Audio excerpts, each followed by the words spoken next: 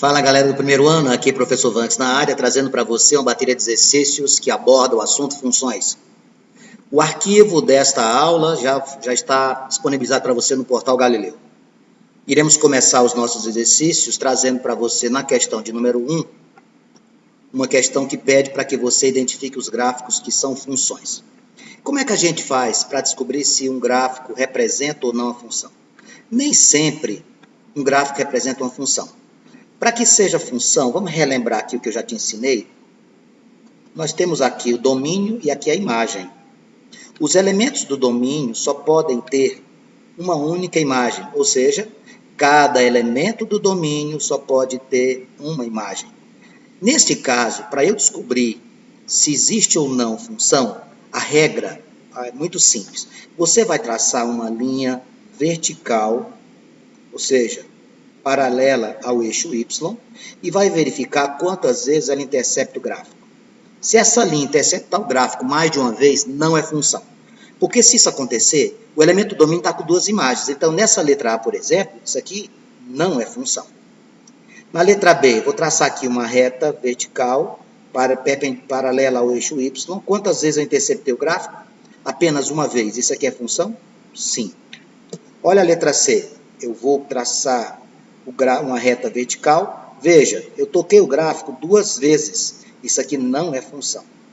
E aqui, eu vou traçar o gráfico, eu toco o gráfico apenas uma vez. Isso aqui é função.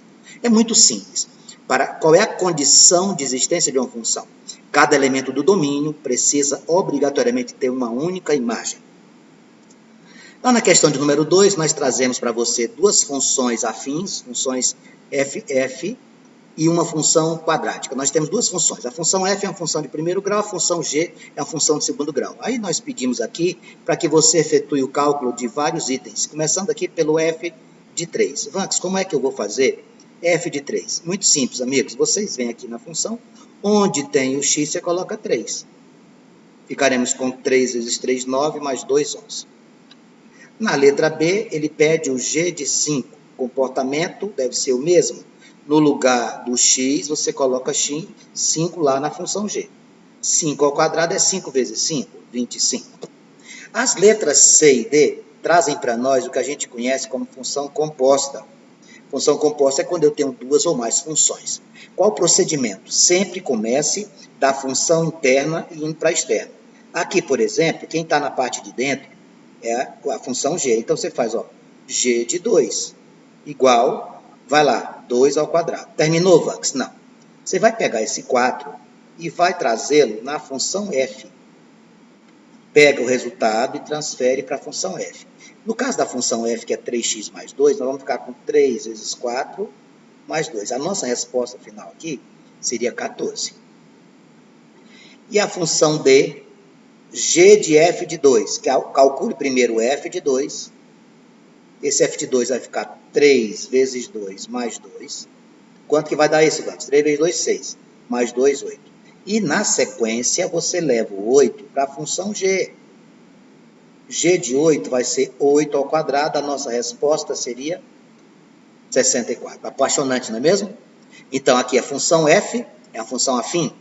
Y igual a x mais b. A função g é uma função quadrática.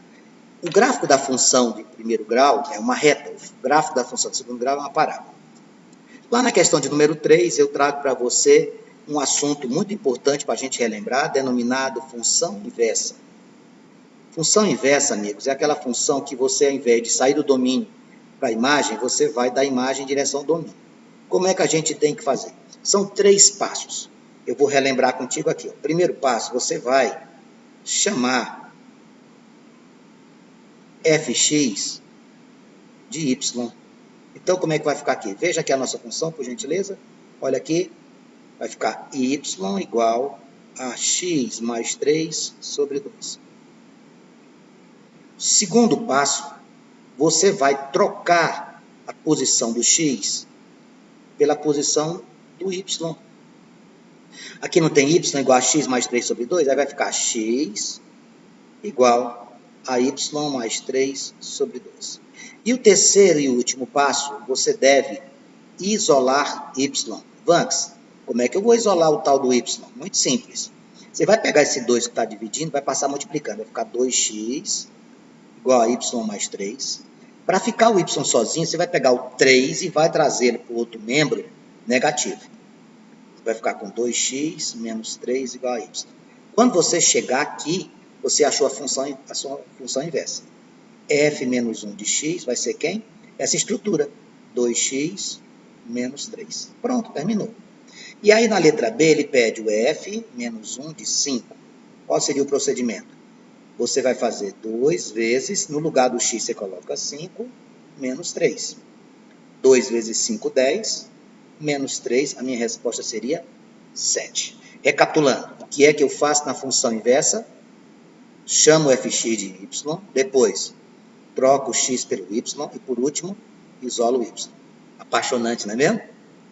Bem, coloquei para você também um exemplo na questão 4 que fala sobre o coeficiente angular e o coeficiente linear de uma função afim. Bem, antes de fazermos, eu vou lembrar contigo aqui do lado, vem aqui comigo. Quando a gente constrói um gráfico de uma função y igual a x mais b, nós vamos ter que analisar o seguinte. A função y a x mais b, deixa eu colocar uma outra posição, que essa aqui não ficou legal. Na função y a x mais b, o nosso a chama-se coeficiente angular. E o nosso b, que é o termo independente, se chama coeficiente linear. Vanks, qual é o que significa isso na prática? Deixa eu fazer um exemplo aqui para vocês. Essa inclinação que nós temos bem aqui, a tangente do ângulo desse nosso gráfico, formado com o eixo da horizontal, chama-se coeficiente angular. E aonde você toca o eixo y, aonde você toca o eixo y, é o coeficiente linear. Aqui é o coeficiente angular e aqui é o coeficiente linear. Então, na prática, o que é que eu faço? Eu olho para uma função. Quem é o nosso coeficiente angular neste exercício? É o 2. Quem é o coeficiente linear? É o menos 3. Quem é o coeficiente angular na letra B? É o menos 3. Quem é o coeficiente linear na letra B? É o mais 2. Detalhe, amigos, detalhe. Quando o gráfico, o nosso A, for menor que zero, quando o nosso A for menor que zero, a reta do gráfico é decrescente. Quando, no meu gráfico, eu tenho o A maior que zero, o que vai acontecer? O meu gráfico será uma reta crescente. Tudo bem? Ótimo. Para fecharmos essa sequência de exercícios, eu pedi para você fazer o estudo de sinais. O que é que significa estudar sinais? Estudar sinais é para saber onde é que a função é positiva, onde é que ela é negativa. O primeiro passo é você achar a raiz da função, também conhecido como zero da função. Você vai fazer o seguinte, você vai pegar a função e vai zerar, ó. X mais 2 igual a zero. Quanto é que vai ser seu x? Menos 2. Trace uma reta aqui, que é o eixo x, e marque sobre ela o tal do menos 2. Agora, olhe para o sinal do coeficiente angular. O nosso coeficiente angular aqui é positivo, então a minha reta é crescente. Então aqui é menos e aqui é mais. Como é que fica o jogo de estudos? Muito simples. Você vai fazer f de x igual a zero, onde é que é zero, onde é que ele é positivo e onde é que a função é negativa. Olha o que eu vou fazer. Se atente nesse detalhe. Onde é que é zero? Você acabou de achar. Para x igual a menos 2. Certo?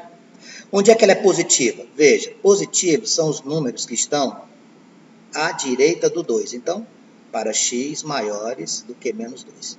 Onde é que ela é negativa? Os números que estão à esquerda do menos 2. Para x menores que menos 2. Pronto, está feito o estudo de sinais. Vamos fazer o segundo? Vamos lá. Primeiro passo qual é? Acha a raiz. Para você achar a raiz, ou zero, o que você vai fazer? Você vai pegar aquela expressão e igualar a zero. Menos 4x mais 12 igual a zero. Menos 4x igual a menos 12. Eu vou multiplicar isso aqui por menos 1. Ficarei com 4x igual a 12. Meu x vai ser 12 dividido por 4. Meu x será 3. O que você vai fazer? Do mesmo jeito que eu fiz o anterior. Você vai pegar e vai marcar o ponto 3 aqui. Bem, Esse nosso amigo tem o coeficiente angular menos 4. Então, essa reta é decrescente. Então, o que, é que você vai fazer aqui? Aqui vai ser positivo e aqui vai ser negativo. Vamos fazer o estudo de sinais? Qual é a possibilidade? Igual a 0, maior que 0. A ordem não importa, viu? O importante é você citar os 3. E menor que 0. Aonde que é igual a 0? Qual foi a raiz que você achou? 3. Para x igual a 3. Onde é que é positivo? São os elementos que estão à esquerda do 3. Então, para x menores do que 3. Onde é que é negativo? Para os números que estão à direita do 3. Para x maiores do que 3. Um grande abraço para você. Estamos juntos. Fica com Deus.